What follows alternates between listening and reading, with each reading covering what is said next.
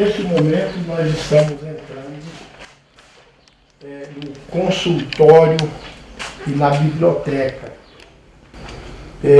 que eu, repetindo, após um levantamento criterioso das obras, nós constatamos a existência de 900 e poucos volumes, grande parte em francês, grande parte em latim e também uma parte em português.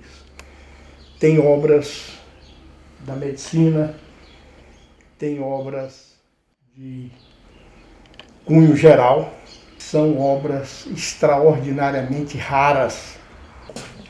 Aqui nós temos grande parte de obras relacionadas à medicina e à farmácia. Nós temos um acervo extraordinariamente raro, que é o jornal Norte de Goiás, que circulou de 1905 a 1987. Nós temos aqui todo o material eleitoral dos 5 mandatos que ele exerceu como integrante da bancada federal, como deputado federal. Enfim, nós temos esse acervo que é raro, que é singular e que, lamentavelmente, está sendo deteriorado pela ação do tempo. Não obstante todas as nossas tentativas, no sentido de que alguém ou uma entidade pública ou privada restaure essas obras a fim de colocar à disposição da própria comunidade, porque grande parte da história do então norte de Goiás, grande parte da história de Porto Nacional, para privilégio nosso, está aqui dentro desse recinto. Nós temos aqui uma caixa de fotografias da época, preservadas até hoje, que retratam a história daquele período, ou subsequentemente a 1908. Aqui também nós temos os jornais que circularam em Porto Nacional. O primeiro jornal, chamado Folha do Norte, circulou de 1891 a 1894, impresso aqui em Porto Nacional, graças à importação de uma máquina tipográfica vinda de Nova York e acessada certamente graças ao Rio Tocantins, cujo jornal impresso aqui na cidade fechou em 1894. A cidade ficou sem jornal até que surgiu o jornal O Incentivo, em 1901, que também veio a fechar em 1902. Nós temos aqui todos os números, todos os exemplares, tanto da Folha do Norte quanto do Incentivo. Com o fechamento do jornal O Incentivo, aí em 1905, o nosso avô, Dr. Francisco Aires, criou o jornal Norte de Goiás, cujo jornal circulou de 1905 até 1987 e era impresso aqui em Porto Nacional. Fica feito aqui o apelo para que alguém que tenha conhecimento dessa veiculação se sensibilize e que dê um passo na sua recuperação. Aqui existem muitos documentos que até contam com maior exatidão a própria história do que era o Porto Nacional antigo e de todo talvez os fatos ou os atos políticos que redundaram até na criação do estado do Tocantins. Luciano, a família tem conhecimento se o Dr. Francisco Aires, quando morreu, se ele tinha noção, se ele tinha considerava-se respeitado, considerava valorizado o trabalho, o esforço, tanto na medicina quanto político, que ele desenvolveu em prol do Estado? Você acha que ele, ao morrer, ele sentia-se satisfeito com o reconhecimento, ou ele não teve esse reconhecimento? Não, eu entendo que ele teve o reconhecimento. A gente sabe que, historicamente, no norte do Goiás, que hoje é o território do Tocantins, ele era o maior líder. Como o maior líder no sul de Goiás foi de situação a família Caiado, o coronel Totó Caiado, e de oposição ao Pedro Ludovico Teixeira. Mas aqui no norte, no paralelo 13 em diante, não tinha outro líder que fosse tão respeitado, pela sua coerência, pela sua capacidade, pela sua inteligência, pela sua coragem, pelo seu desprendimento como ele. Então eu acho que, neste particular, enquanto Goiás, eu acho que ele mereceu todas as homenagens que ele fez jus. Talvez no Tocantins ele não tenha recebido a homenagem na proporção de sua grandeza histórica, sabe? Porque por razões as mais diversas.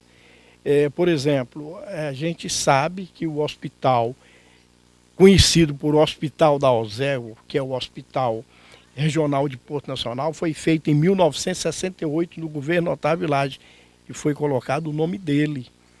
Hoje, esse hospital não tem o nome dele. Nós sabemos também que a ponte do Rio Tocantins, inaugurada no dia 11 de março de 1979, também teve o nome dele. Entretanto, a estrada, a rodovia do Sal, ou a rodovia que demanda ao Jalapão, aberta por ele, não teve a homenagem que deveria ter recebido ele. Embora o Tocantins não houvesse reconhecido como deveria, a Itália reconheceu, outorgando a ele, através da Academia de Palermo, um título de precursor na construção rodoviária no interior do Brasil. Tanto é que ele conseguiu alocar recursos para que fosse feita a demarcação da ferrovia que hoje nada mais é do que um misto da Norte e Sul com a Leste-Oeste. Ela partia da Bahia em direção a Belém. E esses recursos foram alocados e depois até foram dados destinação diferente a esses recursos, o que lhe causou um aborrecimento muito grande, porque ele lutou muito para que houvesse a alocação desses recursos. Ô, Luciano, o Dr. Chiquinho tinha embates com o Totó Caiado, né? Não, eram companheiros inseparáveis. Inclusive, houve uma desavença entre o irmão dele, Dr. Chiquinho, que era deputado, com a família Caiado em Goiás. Ele ficou do lado do Caiado, do Totó Caiado. Ele não gostava, e ele até era respeitado por isso, era do Pedro Ludovico, porque o Pedro Ludovico, em certa época, mandou fechar o jornal. E ele mandava publicar os seus artigos na grande imprensa do Rio de Janeiro. E também, no auge do fechamento do jornal, ele saía propagando o jornal verbalmente nas casas dos líderes, como um desafio ao Pedro Ludovico, que colocou inclusive a polícia na frente do Jornal Norte de Goiás, para que nem acesso ele tivesse, como um desafio. Olha, eu não posso entrar, mas ninguém pode segurar a minha língua. Na história entre ele e o Totó Caiado, por que ele preferiu o Totó Caiado dessa voz do irmão? É por causa da coerência. Inclusive aqui tem uma agenda que em 1918 está registrado. Ele anotou que emprestou um conto de réis para Totó Caiado custear as despesas tipográficas da campanha de 1918. Em 1919, um ano após, ele recebeu esse empréstimo feito ao Totó Caiado por intermédio do senador Olegário Pinto, em nome do Totó Caiado, pagando esse empréstimo. Então, eram umbilicalmente, do ponto de vista político, uma só pessoa, sabe? Ele não gostava, repito, era do doutor Pedro Ludovico Teixeira, por conta das divergências de natureza política. Embora tem fatos aqui registrados que o filho dele, Oswaldo Aires da Silva, tio Oswaldo, nomeado interventor em Porto Nacional, o Pedro Ludovico chegou aqui e ele aconselhou que recepcionasse o Pedro Ludovico, não obstante as radicais divergências políticas, mas que recepcionasse o então governador, interventor Pedro Ludovico, com todas as honrarias que o cargo merecia. Isso no governo do Pedro Ludovico, e eu retifico, não era o Oswaldo Aires o prefeito, mas o Totó de Oliveira. O Oswaldo só era o grande líder representante do ludoviquismo aqui em Porto Nacional. Nesse local onde está erguido um busto do médico e deputado federal Francisco Aires da Silva, também estão os restos mortais que muito pouca gente tem conhecimento. Restos mortais, aqui era um cemitério, esse cemitério foi mudado de lugar e os restos mortais do doutor Chiquinho ficou aqui em função de decisão do poder público. Como foi isso, doutor Luciano?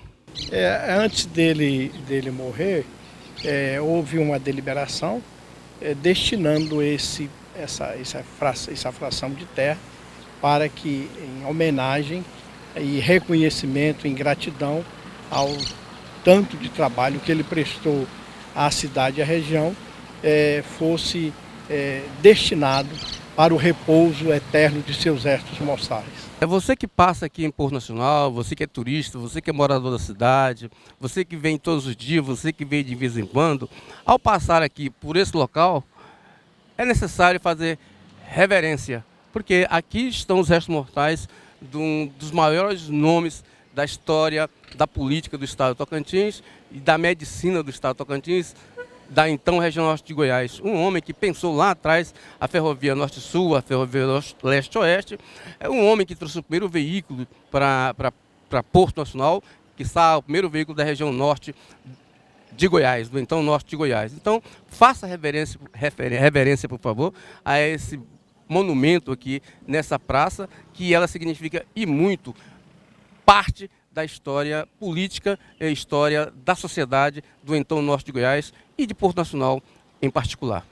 E é com sentimento de respeito a esse grande tocantinense, doutor Chiquinho Aires, o deputado federal Francisco Aires da Silva, que o Coisa Nossa fica por aqui, torcendo para que os políticos atuais mirem-se no seu exemplo na defesa da população do estado do Tocantins. O Coisa Nossa volta no próximo domingo, nesse mesmo horário, aqui na TV Norte Tocantins SBT.